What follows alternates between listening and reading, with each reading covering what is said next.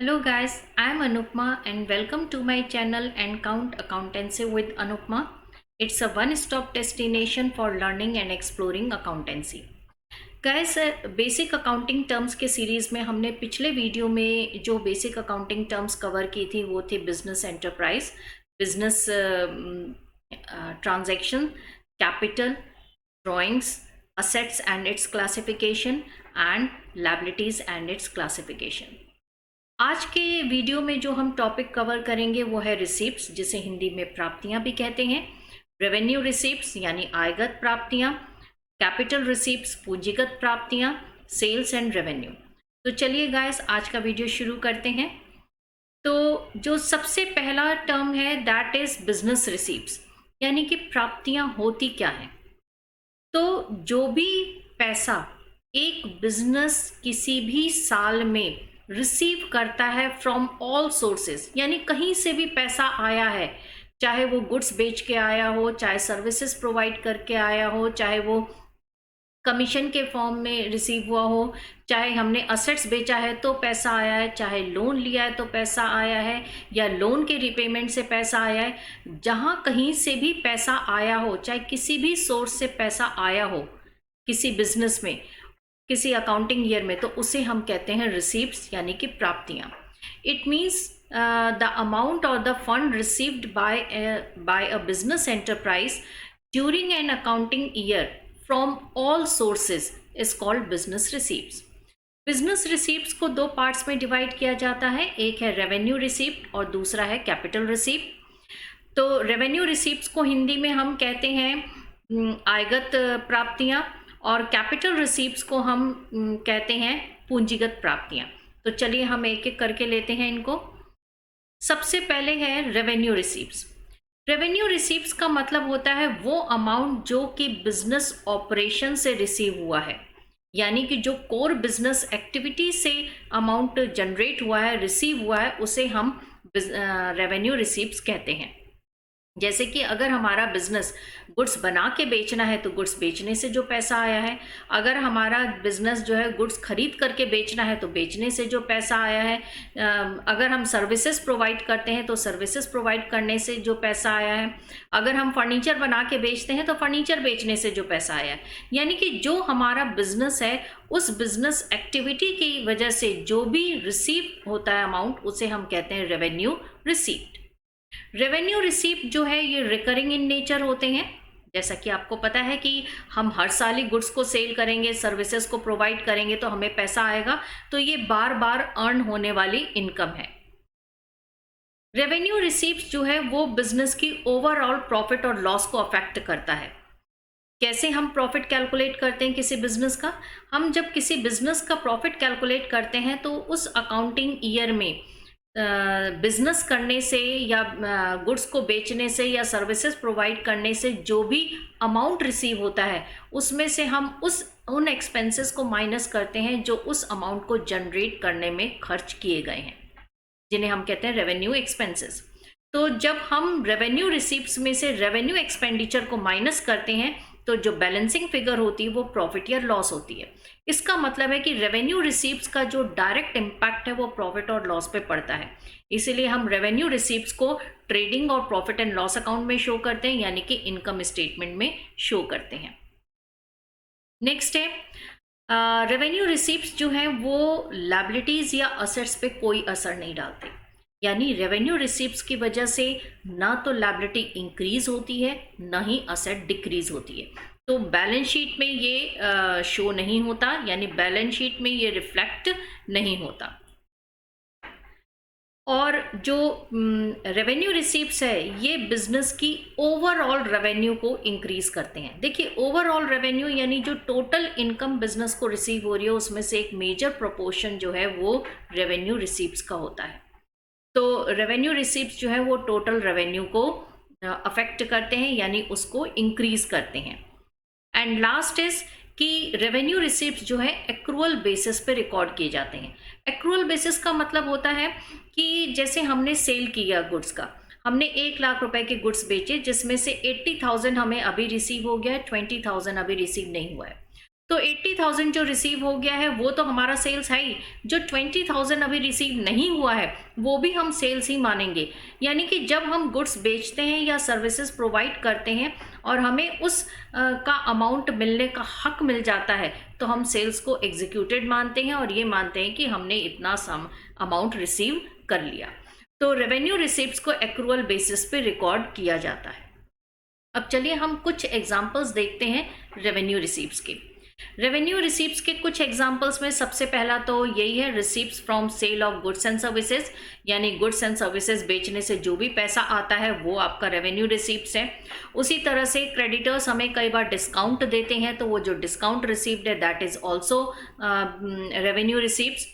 Then interest earned और dividend receive, उसी तरह से अगर मान लीजिए कि फर्म के पास सरप्लस मनी था, उसे कहीं इन्वेस्ट किया गया है और उस इन्वेस्टमेंट पे डिविडेंड मिल रहा है या इंटरेस्ट रिसीव हो रही है तो ये भी रेवेन्यू इनकम है या रेवेन्यू रिसीप्ट है।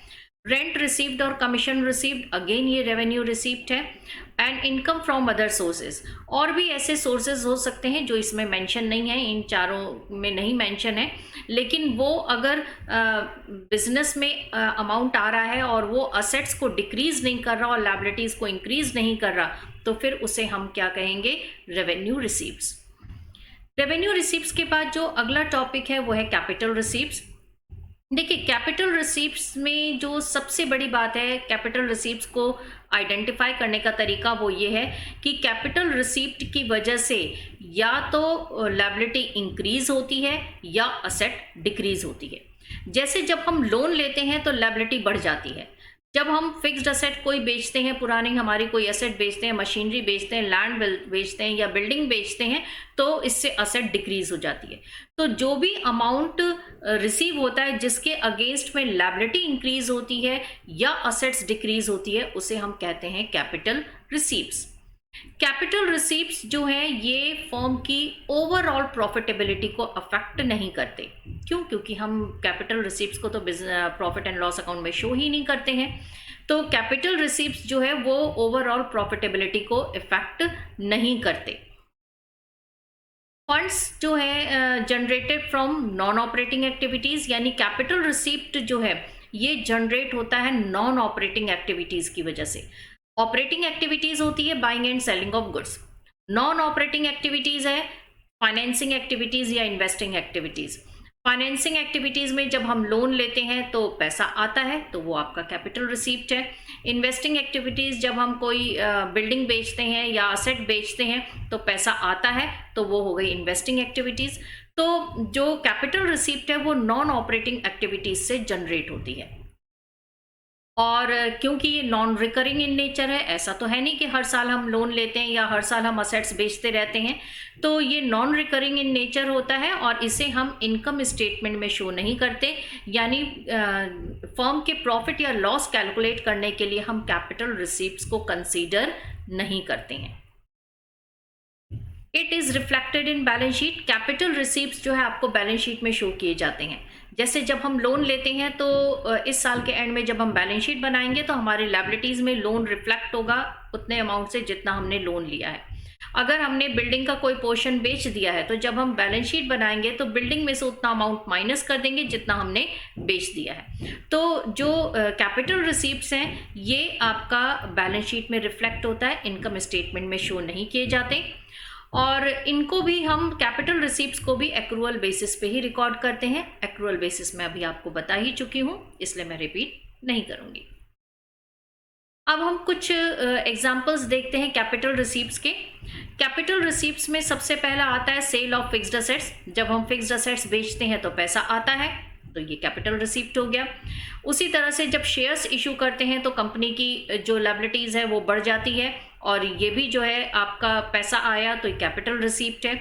उसी तरह से कई बार जब कंपनी फर्म से लोन लेती पब्लिक से लोन लेती है तो बदले में जो सर्टिफिकेट इशू करती है उसे हम कहते हैं डिबेंचर्स। तो जब कंपनी डिबेंचर्स इशू करती है तो लोन इंक्रीज होता है यानी लायबिलिटी इंक्रीज होती है, अगेन ये कैपिटल रिसीप्ट है। उसी तरह से अगर प्रॉपराइटर्स जो हैं वो पैसा लगाते हैं बिजनेस में एडिशनल कैपिटल के फॉर्म में तो ये भी जो है कैपिटल रिसीप्ट है, यानी पैसा आया लेकिन अगेंस्ट में क्या है, लायबिलिटी यानी कि कैपिटल इंक्रीज हुई।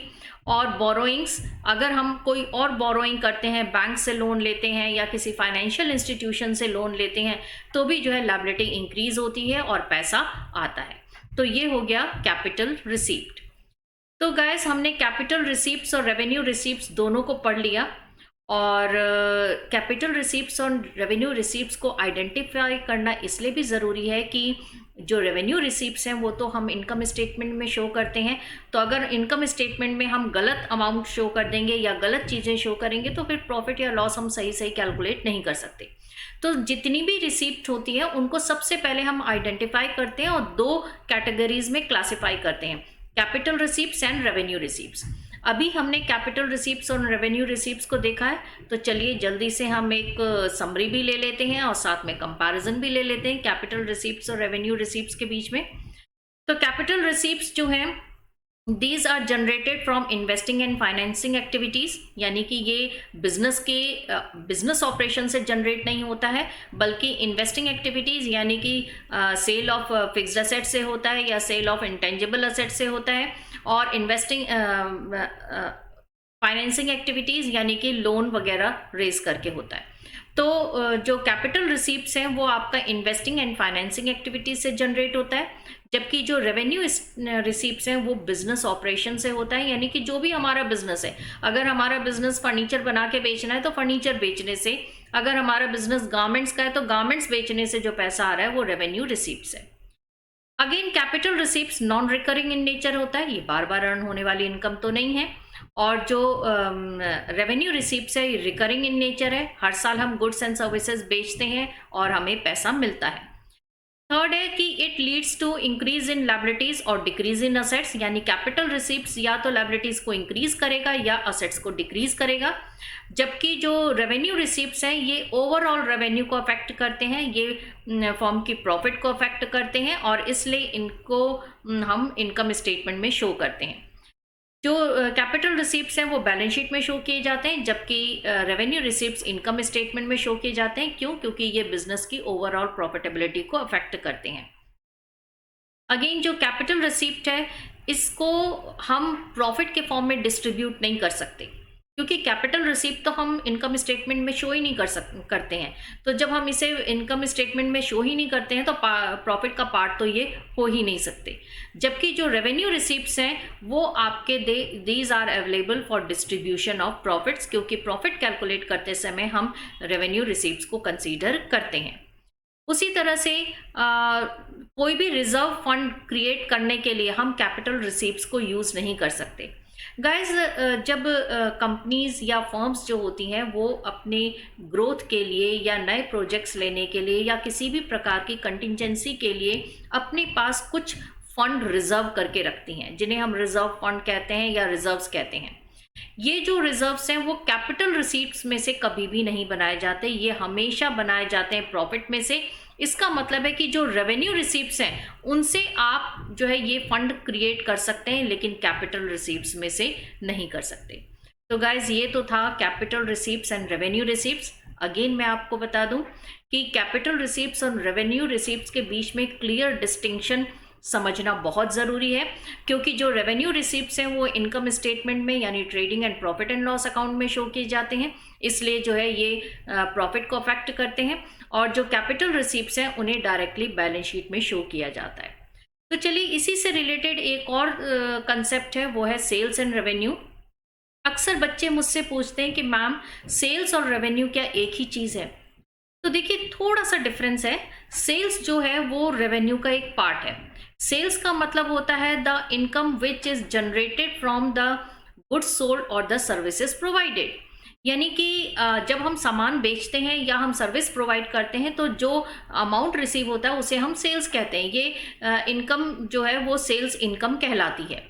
जबकि जो रेवेन्यू है that is a broader concept, उसमें हम सेल्स तो लेते ही हैं लेकिन इसके साथ साथ हम और भी इनकम्स लेते हैं, जैसे रेंट रिसीव्ड है, इंटरेस्ट रिसीव्ड है, कमीशन रिसीव्ड है, डिविडेंड रिसीव्ड है। तो revenue is a wider concept which includes sales as well. Sales का मतलब होता है वो अमाउंट या वो इनकम जो कि गुड्स बेचने और सर्विस प्रोवाइड करने से हमें मिला है। लेकिन कुछ और भी इनकम होती है जो इसके बियॉन्ड होती हैं, यानी कि फर्म के पास अगर सरप्लस फंड होता है तो फर्म क्या करती है कि कहीं उसे इन्वेस्ट कर देती है, तो उस इन्वेस्टमेंट पे इंटरेस्ट भी रिसीव हो सकता है, डिविडेंड भी रिसीव हो सकता है। उसी तरह से अगर फर्म के पास कोई ऐसा लैंड है जिसे फर्म अभी अपने बिजनेस पर्पस के लिए यूज़ नहीं कर रही है, लेकिन उसे किसी को रेंट पे दे देती है, तो जो रेंट रिसीव हो रहा है वो भी आपकी अदर इनकम होगा। तो जो रेवेन्यू है उसे तो हम कहते हैं टोटल इनकम, और टोटल इनकम में जो सेल्स इनकम है वो आपकी डायरेक्ट इनकम बन जाती है, और उसके अलावा जो और सारी अदर इनकम है वो इनडायरेक्ट इनकम बनती है। तो सेल्स जो है वो रेवेन्यू का एक पार्ट है। तो guys, thank you so much. Thank you for watching this video, and stay tuned for the next video on capital expenditure, revenue expenditure and deferred revenue expenditure. एक बार फिर मैं आपको बता दूं कि जो इन एक्सपेंडिचर्स हैं इनके बीच में भी डिस्टिंक्शन समझना बहुत ज़रूरी है, क्योंकि कई बार जब हमें डिस्टिंक्शन पता नहीं होता तो हम गलत जगह जो है रेवेन्यू एक्सपेंडिचर को लिख देते हैं या कैपिटल एक्सपेंडिचर को लिख देते हैं। तो stay tune for the next video on capital expenditure, revenue expenditure and deferred revenue expenditure. Thank you so much guys. अगर आपको मेरा ये वीडियो पसंद आया हो तो प्लीज़ लाइक ज़रूर करिएगा। अगर आप मेरे चैनल पर नए हैं तो सब्सक्राइब ज़रूर करिएगा और बेल आइकन दबाना मत भूलिएगा, क्योंकि जब भी मेरा कोई नया वीडियो अपलोड होगा तो आपको उसका नोटिफिकेशन मिल जाएगा। Please like and subscribe my channel and share with your friends and loved ones. Thank you so much guys. Thank you for watching this video, and stay tuned for the next video. Thank you. Bye bye. Take care and happy learning.